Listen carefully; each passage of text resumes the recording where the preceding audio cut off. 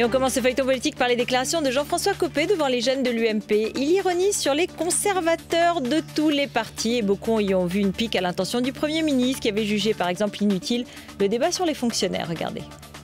Vous l'avez encore vu là, ces derniers jours, sur ces deux débats qui sont, mais quelle horreur, parler des 35 heures et de la fonction publique.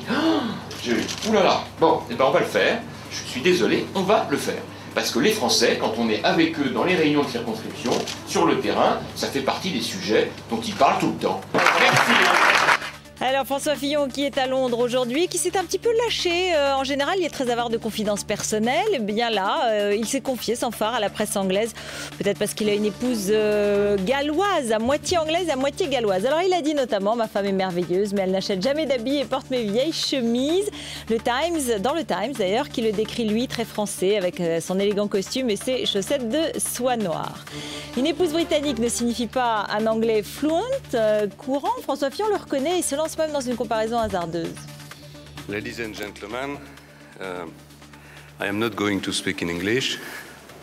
First of all, because I am French.